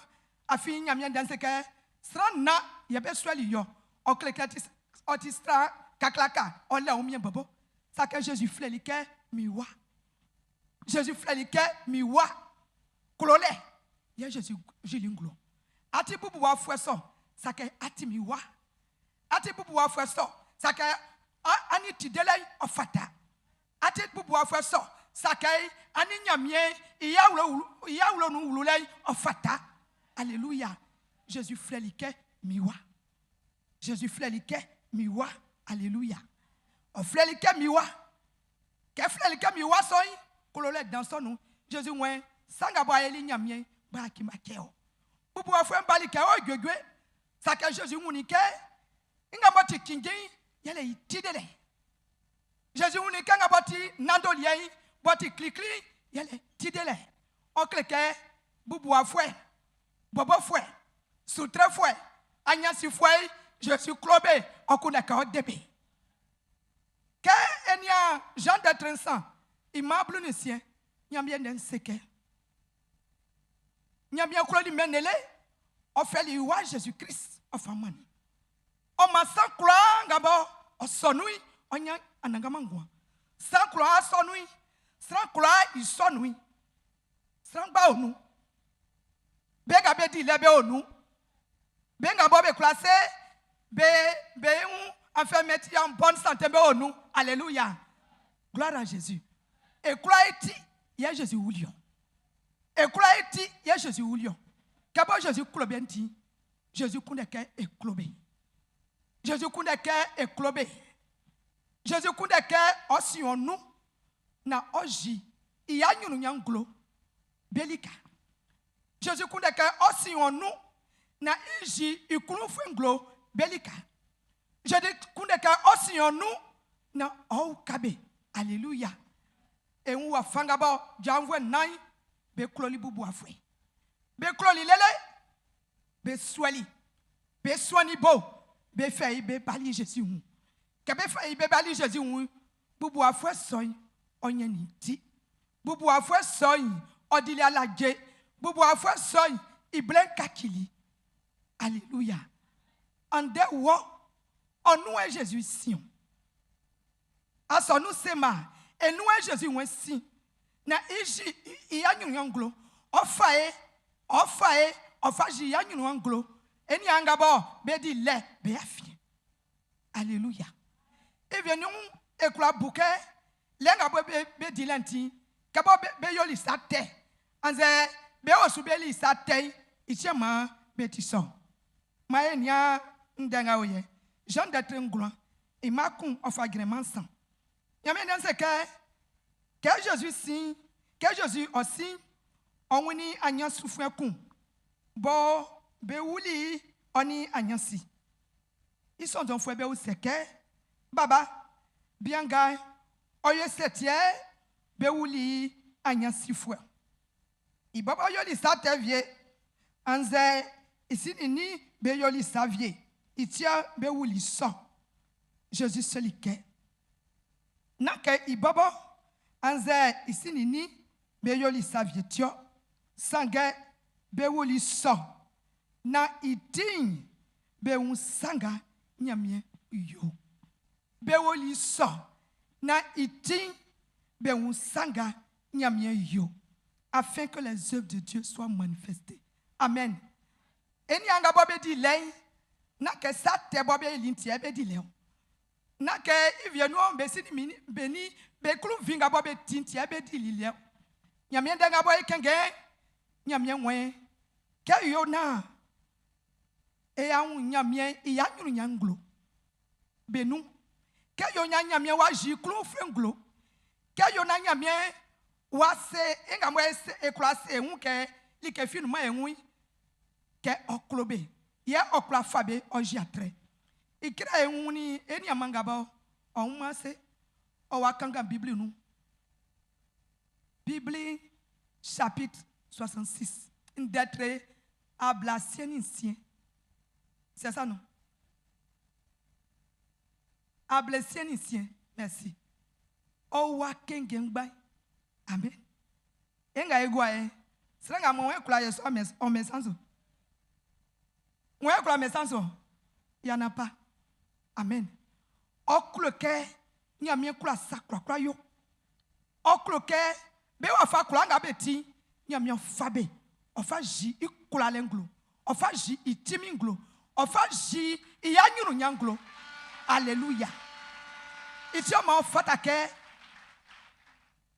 bengambo eni angamo donga sui iso fait son obehui OPH on va fa kulanga bati si kenya mieklo na nwa ke ati sramba ya mvwe na nwa ke ati sramba la nyuru ala nyuru nyamye nyuru ati sranya nyamye nyuru nyamye klo otie ma imo gyan songili wakandanso nyamye klo otie ma wuli wakandanso Kenya mien ni awai on kati klama.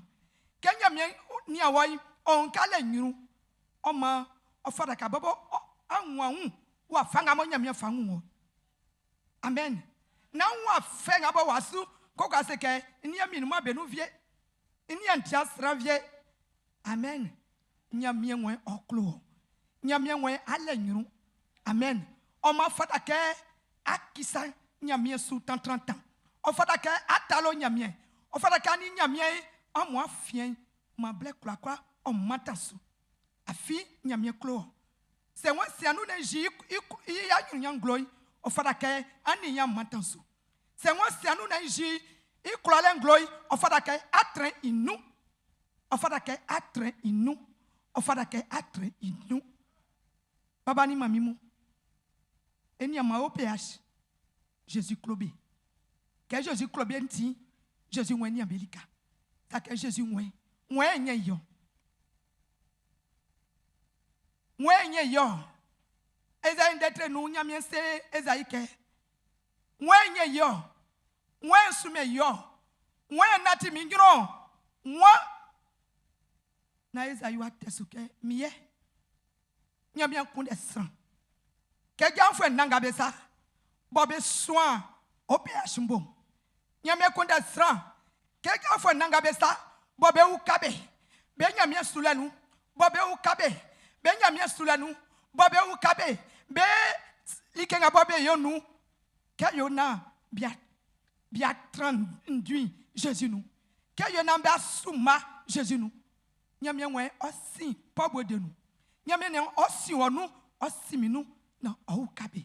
Alléluia. Bala suma eni ambesa ke umbe me nyerene. Ça na me ka nyerene so. La pitié, la compassion, il y a une différence. Li ken kwa ya nyerene. Ça ka bouger ma yal ke fi. Ça que ça envoie silengwa noui. Quand tu as la compassion te pousse à l'action. La compassion te pousse à agir. Nyamia we ya envoie si fwe.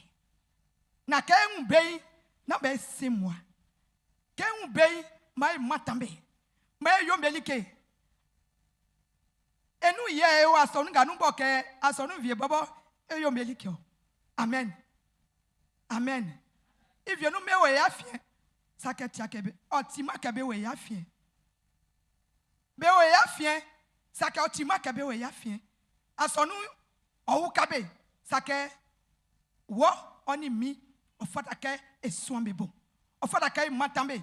Say matambe be ya samien ekula isi. Say matambe ngabo be samien ekula isi. Say matambe be kula be kambe kluklon de be kai klebe. Amen. Eni ngabo beti bobo. Bobe igoma. Amen. Say eni amangamu bia swama be ujole ngai. Oyese ye mambe ni bebe ijo. Donc, on fait à quel son nous, ben d'abord, ils sont fado. Je ne sais pas comment dire. Ils sont fado, très bien, nous. Ils sont trop bien, nous. On fait à quel son. Amen. Afin qu'est-ce que on tima sabo, il gomme, c'est ce qu'on doit trouver. Ingumi kula comment? On fait à quel son soumet. On fait à quel son soumet. Il y a un yananga au sui, au camp, au clé d'autres fois. Yes, sir, malena y consomme me. Oise. Et je m'en fais qu'on a le fardeau, la vocation de l'OPH. Pour venir apprendre ce langage-là. On va dire que ma son be ou diale. Ou afanga bo fada ke ni be ou dioi. C'est ya son mai. Be matale o kekle. Afika mata strama wa kani amu dioi. Oti kekle.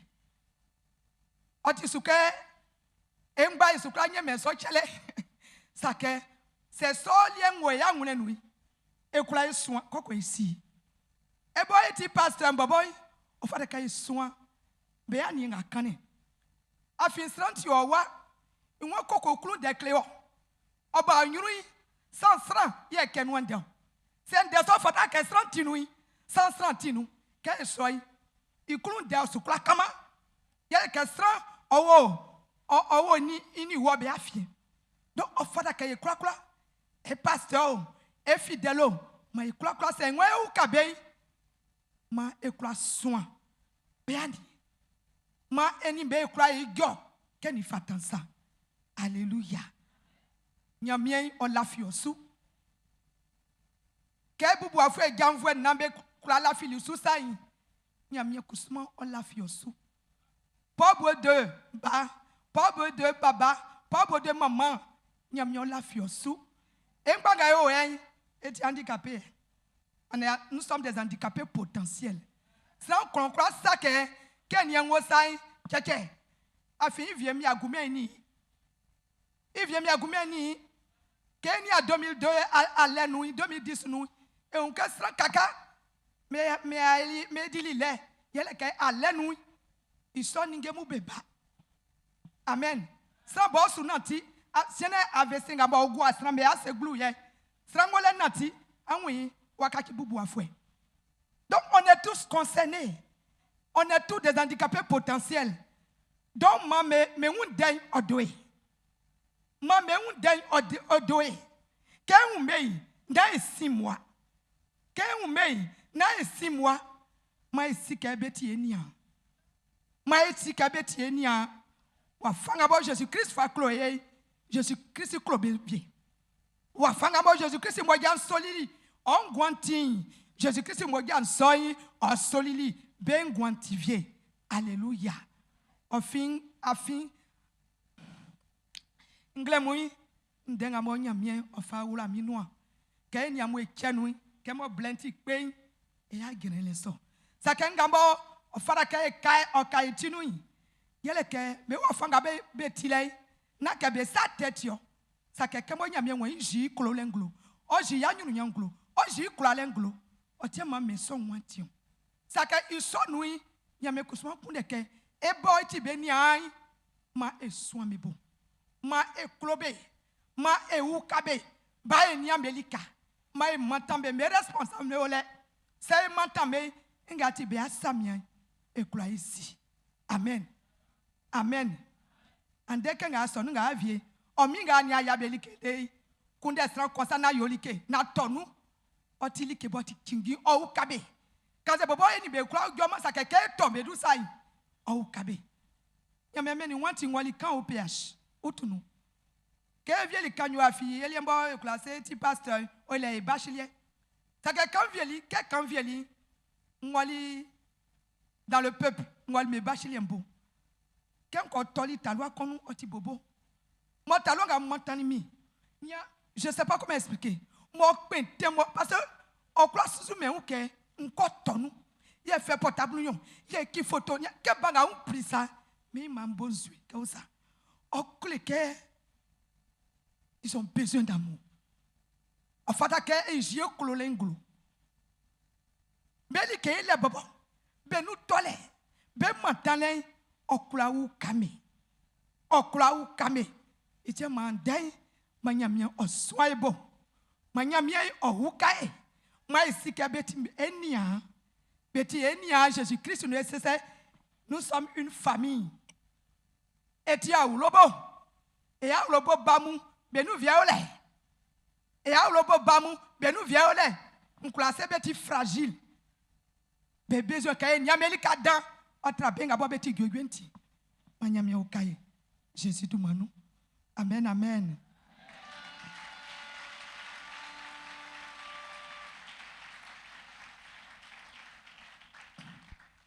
Awasra nyamie. Atili nyamie dai.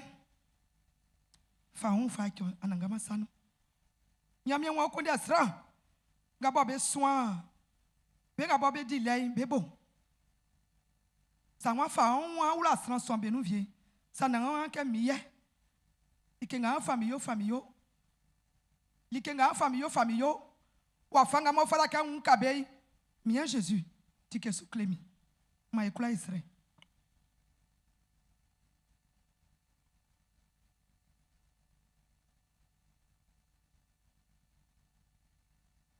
Seigneur.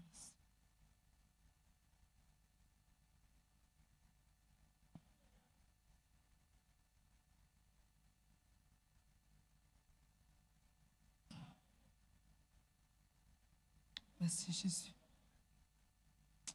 Merci Jésus. Merci Jésus.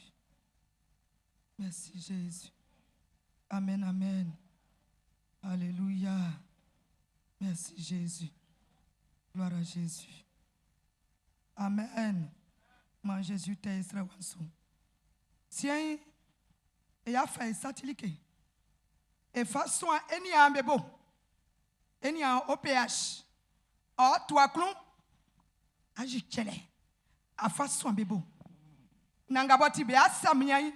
Inu a wakula jati. Baba ni mamimou. Et quoi était handicapé potentiel. Donc, pour ça, il y a kunda.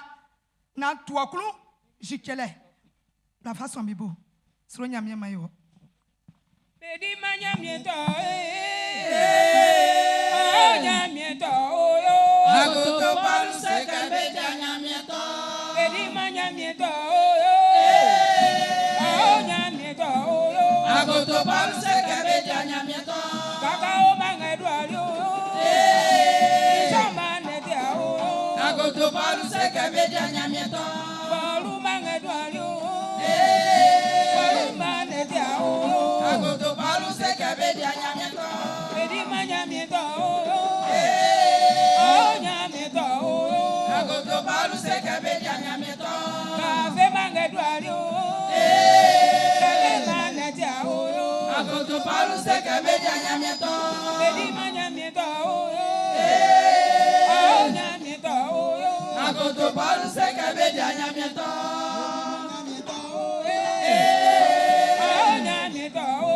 Agoto palu seka beja nyamieto.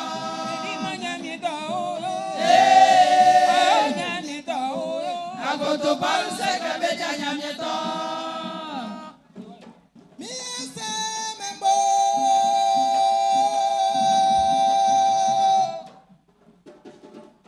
Miese membo. Satika Jezi wabama eyese owe. Otika Jezi wabama eyese membo. Anyama kreti mwe. Miese membo.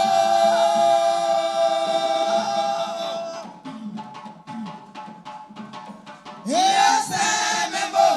Otika Jezi wabama miese owe. Otika Jezi wabama miese membo.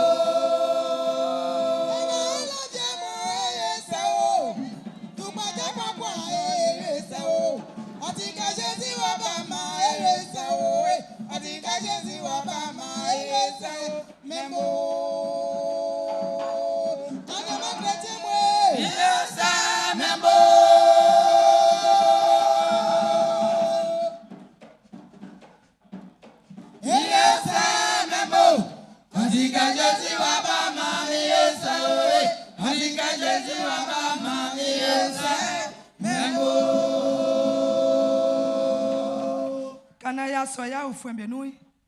Et agi et kelenga bo eba Francis, pasteur Francis Okende ikrai. Et c'est que novembre nous eba akra Daniel wa sesi blé. Quand fada ke e signe mien ouye. Amen. On ma mouvement be croire be signe mien ouye. Avec masi o signe mien ouye. Rek masi o signe mien ouye. Amen. Amen. Ça que na isolia ngwa e papa wa mai. Que fiande monnaie. Les lenga mo blanc fa joui. Monnaie croire mouvement mou beba befa be satilike be tien gbogbo konu. Que be vieyo be kabe sie. Amen. Kwa kuti ke be yes lenga bo be me agi novembre nous yelenga mi abobole. Et tiens, j'ai besoin de 2 hommes, 1 femme. Pas seulement les femmes. Servi d'autres. OK. Venez, le temps est parti, on va faire les 3 offrandes en même temps.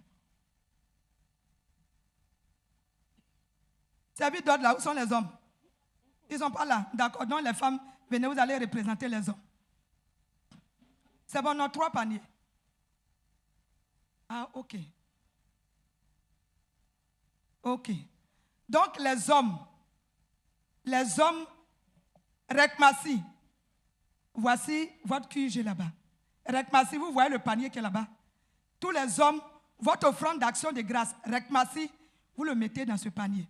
Les hommes qui sont à OPH, qui ne sont pas jeunes, ne se sentent pas jeunes, mais qui se sentent Rekmasi, vous allez faire votre offrande là-bas.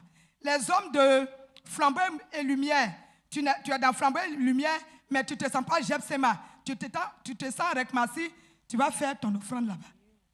Ensuite, les jeunes, Jebsema, tu vas venir faire ton offrande ici. La maman qui est là. Tu es dans flambeau et lumière, tu es dans OPH, tu te sens jeune, tu vas aussi venir faire ton offrande ici. Et enfin, les mamans de la FECMASI, toutes les mamans de la FECMASI, vous venez faire vos offrandes ici. Les mamans de la FECMASI, toutes les femmes, tu es dans la FECMASI. Femmes, la FECMASI là, c'est toutes les femmes. Hein. On dit association féminine. Donc, même si tu es petite, tu es dans la FECMASI. Donc, voici le panier de nos mamans. Voici le panier des jeunes. Et là-bas, la salle annexe, c'est le panier des hommes. Donc, c'est en vue de la préparation de l'action de grâce. Ce que vous allez mettre dans le panier, à la fin du culte, on va vous donner le montant et ça va compter pour votre action de grâce du 9 novembre. Groupe musical.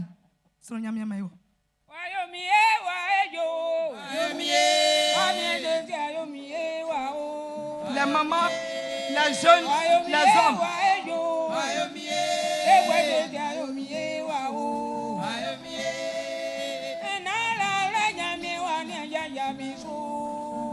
Maman, jeune, homme.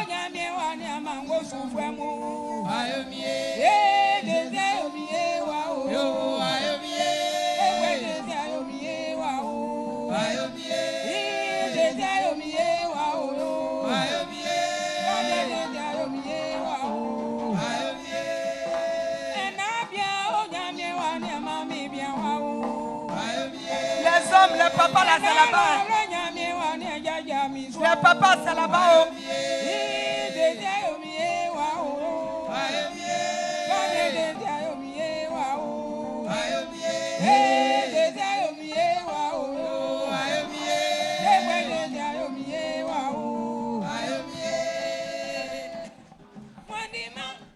Les papas, c'est là-bas.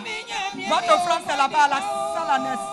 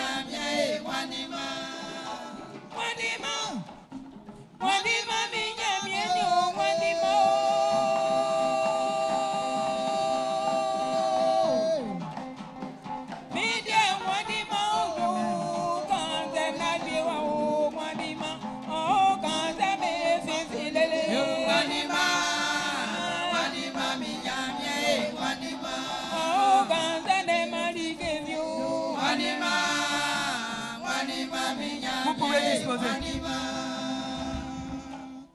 Avant de recevoir nos visiteurs, Kaina et Asoya, Oufouembenou et Aflan Sanganou, et Baka Daniel Seliwake, Ke Bobo Aima Kissie, Léni Kissie Ngaboti, Octobre, Ikemba Bluni San, Léni Octobre, Ikemba Bluni Kuaboti Foueken, et les mots qui sont en semaine spirituelle. Assons-nous les 16 églises de l'Apocalypse. Amen. Isunde, Iunde, Yeba Daniel, Owa Jiji Nucléo. Donc, à Bobo Aima Kissie, Jolé Lele Foué, et Jovan Dossoa, 18h30, et la semaine spirituelle. Donc, on travaille et quoi, et à Ngundanu. Si il y a soya au foin benou, Nglemoya au foin betignon, et ma maïkuena et sobenou. Et à mon moni balai. Et à mon moni balai. Yo manya mira monso. Et à mon moni balai, balai. Et à mon moni balai. Balai. Et à mon moni balai. Manya mira monso. Et à mon moni balai. Et ça, il y a bla Kofi Adjoa Béatrice, Ofi Yam Sokro, au Assemblée de Dieu. Otik Penussi. Mais son nom est Kofi Adjoa Béatrice.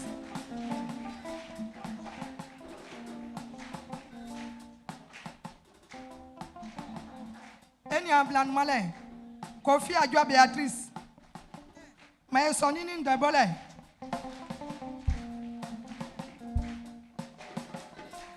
Eni amblan balike, on y est wakawa, c'est ce que je vois.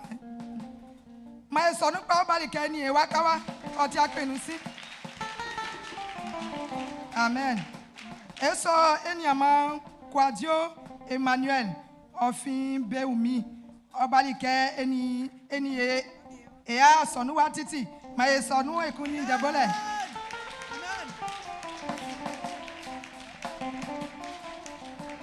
Et à mon boni balai. Et à mon boni balai. Yo manya mira monso. Et à mon boni balai. Balai. Et à mon boni balai. Et à mon boni balai. Yo manya mira monso. Et à mon boni balai. Yeah, et so. Et pasteur, moi le coup. Et pasteur Oussou, Marcel, on l'a critique à Wagira. Non, mais son nous. Et pasteur Oussou, Marcel Moara, on garde ça comme son nous. Amen. Et n'y a pas béni à Yosu, and then, à son nous, iti, on y ibo son fait de clock, on y a bien vlé, mais mais y'a mouli que Jésus du nous. Amen. Anga ambalike, an y et à Kali Kaoulay, mansike eti auloboku. Kambali, ikangamoke, kengamo am tranvolo, jumangamonti, am fama nyamie, kengambale nam, amufia, amutu amuklu, maesu nyamie, ikaoulay. Amen, amen. Alléluia, ma nyamie ramusu. Jésus du manou. Amen. Ma école gasso. Blewango, et kantiki kassien, et à au premier couplet. Quoi qu'on est nyamie.